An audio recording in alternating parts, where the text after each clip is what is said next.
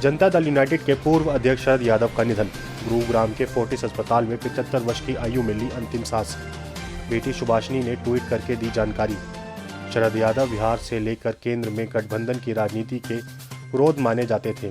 कई बार सांसद व मंत्री भी रहे। पीएम मोदी, ओम बिरला सहित तमाम नेताओं ने उनके निधन पर शोक व्यक्त किया। राज्य की आबादी के हिसाब से हिंदुओं को अल्पसंख्यक का दर्जा देने की मांग। केंद्र सरकार ने सुप्रीम कोर्ट को बताया कि इस मामले में 24 राज्यों और 6 केंद्र शासित प्रदेशों का जवाब उसे मिला है। केंद्र ने सुप्रीम कोर्ट को बताया कि यूपी सरकार ने जवाब में कहा कि मामले में केंद्र सरकार जो फैसला लेगी यूपी सरकार को उस पर कोई आपत्ति नहीं होगी। केंद्र सरकार ने बताया हिंदुओं को अल्पसंख्यक का दर्जा देने को लेकर कई राज्यों की अलग अलग राय है। केंद्र ने कहा कई राज्यों ने अल्पसंख्यक का दर्जा देने का अधिकार राज्यों के पास रहने की बात कही। उत्तराखंड का सुझाव राज्यों में जनसंख्या के आधार पर धार्मिक अल्पसंख्यक घोषित किया जाना चाहिए। जेपी नड्डा दूसरी बार बनेंगे भारतीय जनता पार्टी के राष्ट्रीय अध्यक्ष। जेपी नड्डा अपनी दूसरी पारी की गाजीपुर से करेंगे शुरुआत। एक बार फिर राष्ट्रीय अध्यक्ष किया जाएगा नियुक्त। 16-17 जनवरी को दिल्ली में होने वाली राष्ट्रीय कार्यकारिणी की बैठक में किया जाएगा नियुक्त। 20 जनवरी को सभा अन्य कार्यक्रमों में होंगे शामिल। 20 जनवरी को पार्टी लोकसभा चुनाव का करेगी शंखनाद। दोबारा अध्यक्ष बनने के बाद गाजीपुर में पहला कार्यक्रम होगा। सरकार की उपलब्धि के साथ करेंगे चुनाव का शंखनाद। बीजेपी प्रदेश अध्यक्ष भूपेंद्र चौधरी भी रहेंगे मौजूद।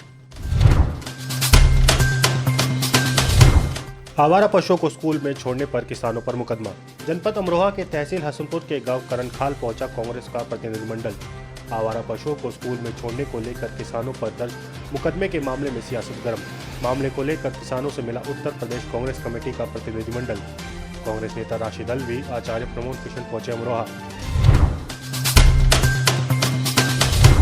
बागपत में अधिकारियों पर हुई बड़ी कार्रवाई। बिजली चोरी को लेकर एसडीओ और जेई को किया गया निलंबित। फैक्ट्रियों में बिजली चोरी के मामले में हुई कार्रवाई। पश्चिमांचल विद्युत वितरण निगम के प्रबंधक निदेशक ने की कार्रवाई। खेखड़ा क्षेत्र में चल रही थी बिजली की बड़ी चोरी। लोहड़ी का पर्व आज और कल 2 दिन मनाया जाएगा। इस साल 13 और 14 जनवरी 2 दिन मनाया जाएगा पंजाबियों का विशेष पर्व लोहड़ी। पंचांग के अनुसार आज भी है लोहड़ी और कल 14 जनवरी को भी रहेगा। लोहड़ी के त्योहार के लिए शहर के बाजार हुए तैयार। ग्रेटर नोएडा में प्रेमी ने की प्रेमिका के पिता की हत्या। प्रेमी ने नाबालिग प्रेमिका के पिता की धारदार हथियार से की हत्या। बेटी ने भी पिता की हत्या में प्रेमी का दिया साथ। दोनों ने मिलकर शव को जंगल में फेंका। पिता बेटी के प्रेम संबंधों को करता था विरोध करने की वजह से बेटी ने पिता की कराई हत्या। पुलिस ने आरोपी को गिरफ्तार कर शव बरामद किया। जेवर थाना क्षेत्र के कस्बे की घटना। देहरादून में आज धामी कैबिनेट की बैठक। मुख्यमंत्री धामी की अध्यक्षता में आज होगी धामी कैबिनेट की बैठक। जोशीमठ मामले पर विस्तार से हो सकती है चर्चा। पुनर्वास को लेकर आज पूरा खाका खींचेगी सरकार। राहत पैकेज की राशि पर निर्णय भी लिया जाएगा। उत्तराखंड में 30% महिला आरक्षण कानून बना। उत्तराखंड राज्य में 30% महिला आरक्षण कानून बना। राज्यपाल की मंजूरी के बाद अधिसूचना जारी। इस कानून के लागू होने से महिला को अब रोजगार में मदद मिलेगी। दिल्ली में यूपी के मंत्रियों का रोड शो कार्यक्रम। दिल्ली के होटल ओबरॉय में निवेश को लेकर बैठक। मंत्री नंद गोपाल नंदी, मंत्री AK शर्मा होंगे शामिल। लक्ष्मी नारायण चौधरी भी कार्यक्रम में रहेंगी मौजूद। मुख्य सचिव समेत तमाम बड़े अफसर भी रहेंगे मौजूद। आज सुबह 11 बजे से शुरू हुआ भव्य कार्यक्रम। कई बड़े उद्योगपति भी कार्यक्रम में हुए शामिल। शरद यादव का अंतिम संस्कार कल उनके पैतृक गांव बम्बई में होगा। शरद यादव का अंतिम संस्कार मध्य प्रदेश के होशंगाबाद जिले के उनके पैतृक गांव बम्बई में कल किया जाएगा। समाजवादी राजनीति के मजबूत स्तंभ थे शरद यादव। उनकी मृत्यु समाजवादी विचारधारा के लिए एक अपूरणीय क्षति है।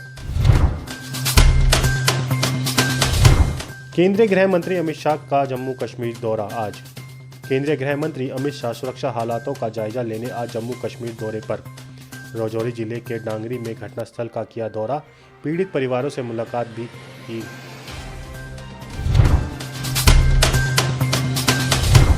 उत्तर प्रदेश के उत्तरकाशी में रात करीब 2 बजे 2.9 की तीव्रता का भूकंप।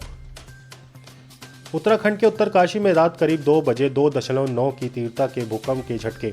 भूकंप का केंद्र जोशीमठ से करीब 250 किलोमीटर दूर था। हालांकि भूकंप की तीव्रता कम थी, लेकिन इस कम तीव्रता वाले भूकंप से भी जोशीमठ के नीचे दरख्ती जमीनों को क्या नुकसान हुआ होगा, इसका आकलन किया जाएगा। यूके एसएससी पेपर लीक बेचने का मामला आया सामने। लेखपाल भर्ती समेत 3 अन्य भर्तियों का पेपर लीक करने के मामले में संजीव चतुर्वेदी पर हुई पुष्टि। एसटीएफ की जांच में संजीव चतुर्वेदी द्वारा पेपर लीक कर बेचने की पुष्टि हुई, जिसमें जेईई और प्रवक्ता भर्तियां भी शामिल। एसटीएफ भर्तियों में खेल का जल्द करेगी खुलासा। ऑस्ट्रेलिया में पंजाब के 4 लोगों की सड़क हादसे में मौत। ऑस्ट्रेलिया में पंजाब के 4 लोगों की सड़क हादसे में मौत के मामले में कार के ड्राइवर पर चलेगा केस। आरोपी ड्राइवर भी भारतीय मूल का ही है। हादसे के वक्त चारों लोग अपने दोस्त के घर जा रहे थे, तभी रास्ते में उनकी कार की एक दूसरी वाहन से जोरदार टक्कर हुई, जिसमें उन चारों की मौत हो गई। पाक अधिकृत कश्मीर और गिलगित बाल्टिस्तान में पाकिस्तान के खिलाफ प्रदर्शन। पाकिस्तान में गंभीर आर्थिक तंगी के कारण खाने की चीज़ों के दाम हुए लोगों की पहुंच से बाहर। इस बीच पाकिस्तान अधिकृत कश्मीर गिलगित बाल्टिस्तान के लोगों ने एक बार फिर पाकिस्तान के खिलाफ हल्ला बोल दिया।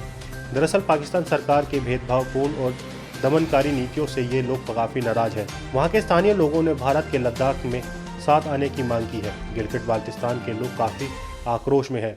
रैली में बड़ी संख्या में मौजूद लोग गिलगित बाल्टिस्तान को भारत में लद्दाख के साथ जोड़ने की बात कर रहे हैं। दुनिया के 6ठे सबसे अमीर व्यक्ति ने अपने ही खरीदे आइलैंड पर भरा जुर्माना। विश्व के 6ठे अमीर आदमी ने अपने ही खरीदे आइलैंड पर भुगती है सजा। एलिसन ने दशकों पहले $300 मिलियन में आइलैंड खरीदा था। उनके पास इस द्वीप का 98% हिस्सा है। फिर भी तेज रफ्तार गाड़ी चलाते हुए स्टॉप साइन को पार करने और गाड़ी की रफ्तार ना धीमी करने, गाड़ी ना रोकने के लिए माफी मांगने के बाद भी उन्हें रोका गया, साथ ही जुर्माना भी भरना पड़ा। एलिसन को पुलिस ने कहा माफी से काम नहीं चलेगा, जुर्माना तो भरना ही पड़ेगा।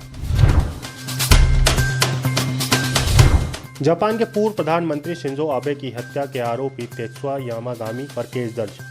जापान के पूर्व प्रधानमंत्री शिंजो आबे की हत्या करने वाले आरोपी के खिलाफ अभियोजकों ने औपचारिक रूप से हत्या का मामला दर्ज कर लिया है। जापानी मीडिया के हवाले से सामने आई खबर के मुताबिक आरोपी तेत्सुया यामागामी को शिंजो आबे की हत्या के बाद मानसिक परीक्षण के लिए 6 महीने तक हिरासत केंद्र में रखा गया था। रूस ने सोलेदार पर कब्जा करने का किया दावा। रूस का दावा है कि उसकी सेना पूर्वी यूक्रेन में नमक खनन शहर सोलेदार पर कब्जा करने के करीब है। यूक्रेन रूस युद्ध में क्रेमलिन के लिए यह जीत एक मायावी जीत का प्रतीक हो सकता है। हालांकि रूस को यह जीत काफ़ी हद तक अपने सैनिकों के बलिदान की कीमतों पर मिल रहा है। रूसी सेना द्वारा अपने ही सहयोगियों के शवों को कुचलने के साथ क्या यह युद्ध एक महत्वपूर्ण मोड़ पर पहुंच गया है? आप इस खबर के बारे में क्या सोचते हैं, हमें कमेंट सेक्शन में बताएं। साथ ही ब्रह्मास्त्र न्यूज़ को सब्सक्राइब और शेयर भी ज़रूर करें।